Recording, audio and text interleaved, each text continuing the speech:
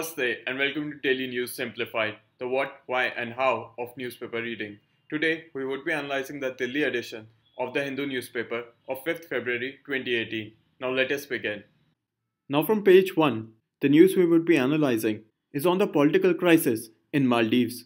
Now this news has been further carried forward to page 10 and also on the editorial page. Now we have taken the second article from page 1 and the first article from the editorial page on page 8. Now the crisis in Maldives is important from your UPSC mains perspective in the international relations section. And the question has already been asked in UPSC mains paper of 2013, in which it asked, discuss the political development in Maldives in the last 2 years. Should they be of any concern to India? So to understand this news, the first thing we'll do is understand the background of the constitutional crisis in Maldives. And the second thing we'll understand is why is it in the news and what has been the recent development. So let us first understand the background to this political crisis. Now in the year 2012, the then President of Maldives, President Mohammad Nasheed, arrested the Chief Justice of Maldives. But this arrest, apart from other factors, led to a spiral into a revolt by the police and the bureaucracy. Now following these revolts, the President Nasheed resigned and he claimed that he was forced out in a coup. But the Commonwealth Group denied the claims of President Nasheed in their investigation. Now this crisis spilled over to 2013 and Abdullah Yameen won the presidential elections that were held in 2014 after President Nasheed gave his resignation. But these elections were annulled by the Supreme Court of Maldives. And moreover, the Supreme Court suspended the election commissioners. Abdullah Yameen continued to remain as president. Now in the year 2015, the former President Mohammad Nasheed opposed the government of Abdullah Yameen. And during this series of revolt, Mohammad Nasheed was arrested by the government on terrorism charges and he was jailed with a sentence of 13 years. Now following this, there were a series of revolts in Maldives and an emergency was declared by the government. Now in the year 2016, Mohammad Nasheed is granted medical leave to the United Kingdom. And after his arrival in the United Kingdom, he refused to come back and he was granted a refugee status in the United Kingdom. Now following this, the Maldives government under Abdullah Yameen left the Commonwealth Group. And moreover, Maldives government was threatened with suspension from the Commonwealth Group until and unless it ensured effective democracy in Maldives.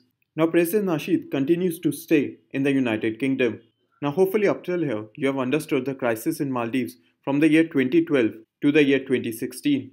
And hopefully you have got an understanding of the political and the constitutional crisis in Maldives. Now let us understand as to what is the recent development. Now in this year, the Supreme Court of Maldives ordered the release of 9 opposition leaders, which includes former President Mohammad Nasheed. Now following this decision of the Supreme Court, the Attorney General of Maldives has asserted that they will not allow the Supreme Court ruling and has considered the Supreme Court ruling as illegal. And moreover, the Parliament of Maldives, which is called Majlis, has been shut down. Now hopefully up till here, you have also understood as to why is it in the news.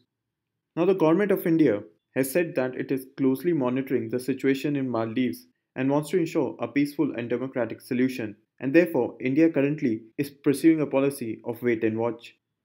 And therefore, we have to see as to how the Supreme Court of Maldives moves forward with the contempt shown by the government of Maldives. And moreover, we have to see as to what would be the response of the Maldives government moving forward. And moreover, we would need to see as to what would be the response of Mohammad Nasheed and his supporters.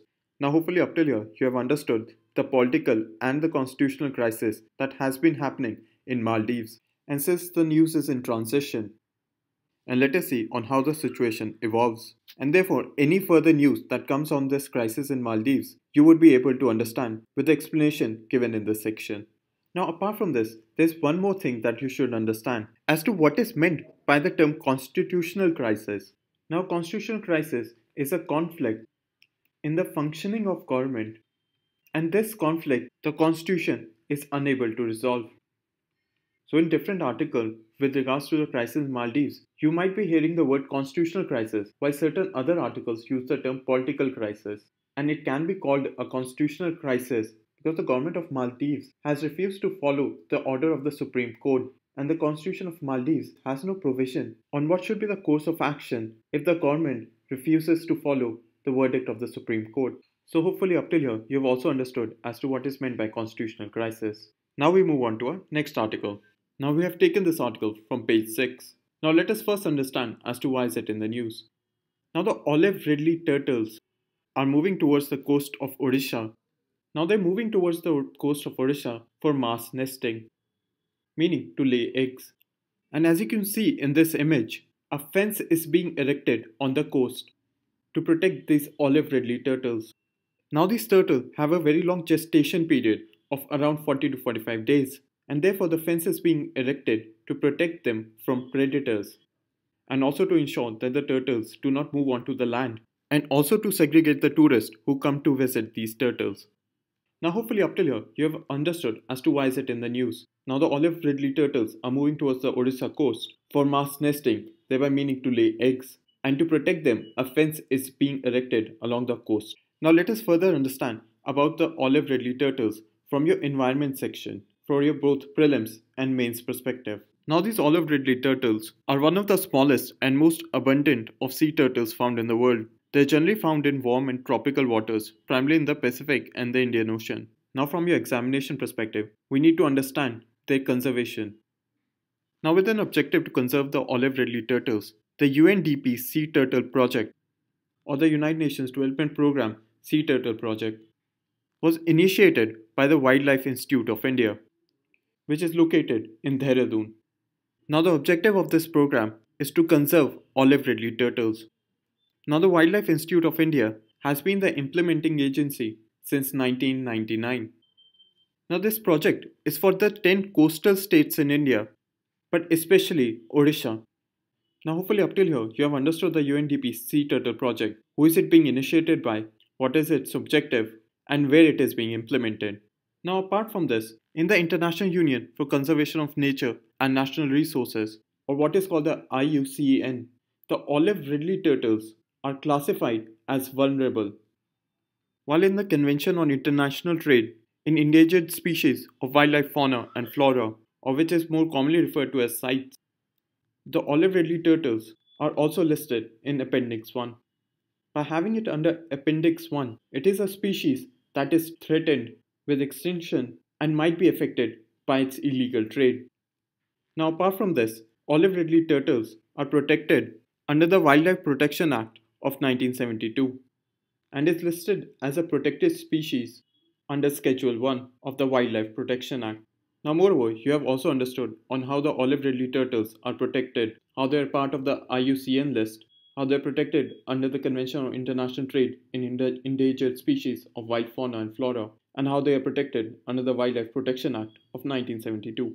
Now as you might know, questions in your prelims examination has specifically been asked on sea turtles on the IUCN list, CITES, and also on the Wildlife Protection Act of 1972. So it becomes important to understand on how the olive Ridley turtles are linked with each of these lists. Now apart from this, what you should also know is the nesting sites of olive Ridley turtles in Odisha.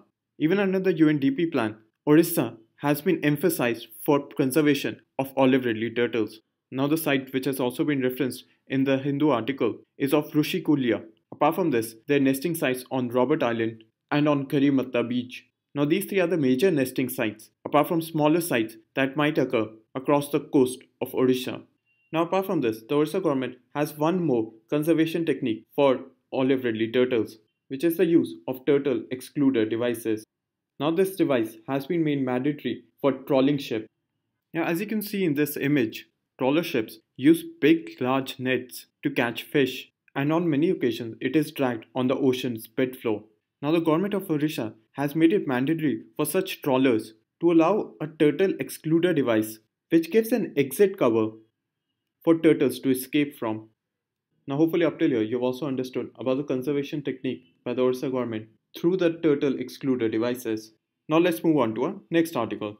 Now we have taken this news from page 7. Now the question answer format of this interview is very straightforward. And let us understand the main themes that this article talks about from your examination perspective. Now the first thing that this article talks about is the recent shortage of satellites. Now, according to this article, India recently has 43 satellites in space that perform various functions such as communication, Earth observation, navigation, among others. Now, to meet the national requirement, we need an equal number of satellites in addition. And this shortage of satellites is occurring because of the gap in launches. Now, to close this gap and shortage of satellites, the frequency of launches has to be increased. And another problem that lies with the shortage of satellites is, let's say we have launched two satellites this year, then there's one satellite that is already in orbit which has become obsolete, and therefore there's a proportional increase each year due to the obsolete satellites. Now, the shortage of satellite is the main focus of this article, and therefore this information would make a subtopic of a question that might be asked in your UPSC mains examination, such as what factors affect the satellite launch industry of India. The gap in launches and the reduction due to obsolete satellites would become two subpoints within this answer. Now, with this, we move on to our next article. Now, we have taken the lead editorial from page 8. Now, what this article talks about is the recent comment of the Additional Solicitor General of India, who has made a comment in the Supreme Court regarding the Rohingya refugees case. Now, we won't go into the political part of it. What we would do is analyze with regards to India's refugee policy and try to link it with what has been said in the editorial itself.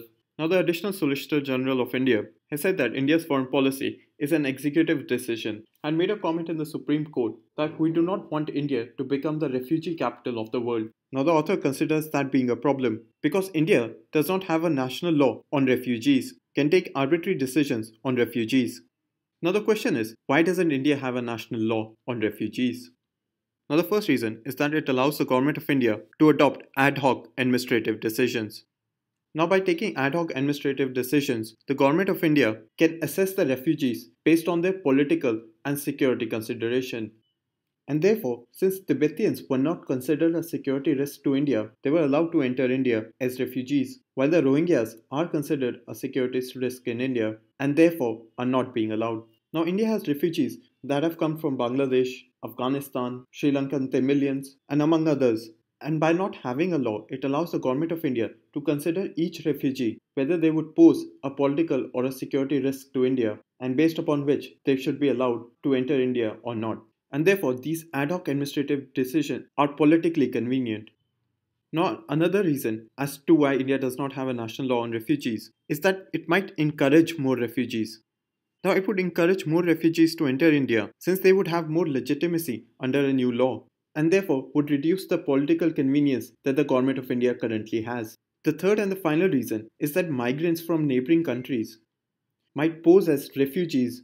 Now, since refugees under a new law would have more social, economic, and political rights, migrants who might not possess these rights in India would start posing as refugees. So, hopefully, up till here, you've understood as to why India does not have a national law on refugees, why ad hoc administrative decisions on refugees is convenient for the government of India, and how by having a law, it might encourage more refugees or migrants into India. Now, you have to understand that this is one part of the story, and there are reasons why India should actually have a law on refugees. Now, the second aspect that the author of the editorial focuses upon, that India has allowed refugees such as Tibetans, Tamilian Sri Lankans, persecuted religious minorities from Pakistan and Bangladesh, and among others, to enter India. And therefore, by not allowing the Rohingya refugees to enter India, we're breaking away from that tradition. So from this, what we would understand from your examination perspective is the past history or the background of India's refugee policy.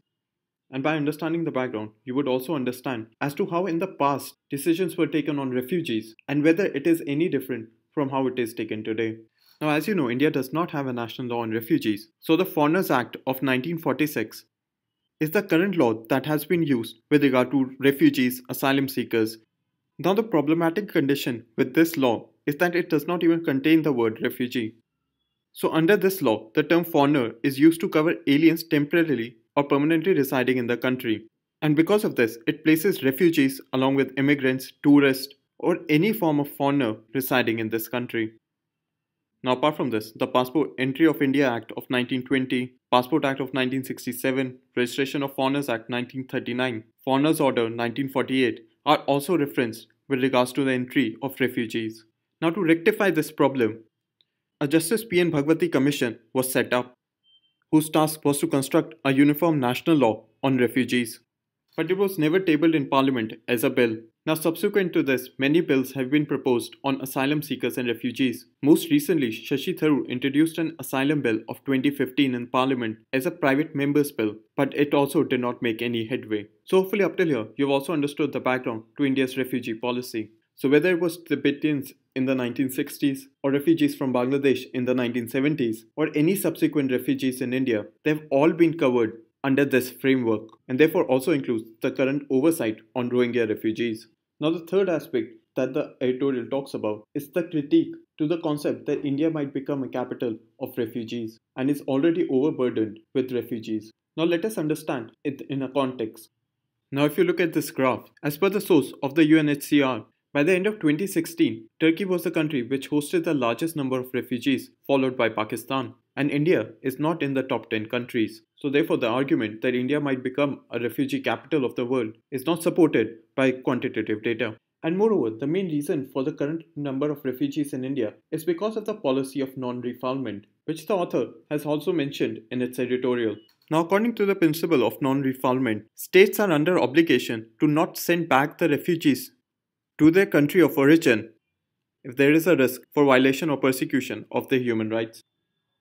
Now, India follows the policy of non-refoulement and has been upheld by the Indian judiciary in various cases also. Apart from this, India is also signatory to the Bangkok Principles, which also upholds the principle of non-refoulement. And it is because of this policy that if Rohingya refugees enter India, India will not be able to send them back. And therefore, the government of India is stopping them from entering India itself.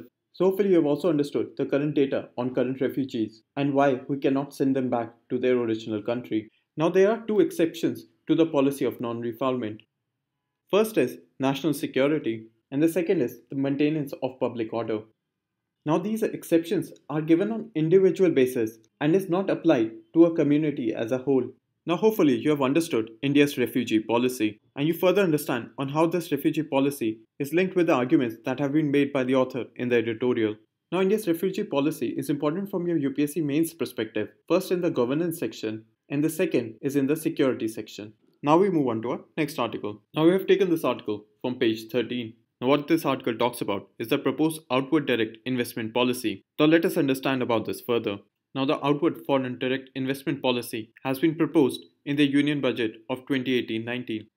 Now the first question is as to what is outward foreign direct investment policy.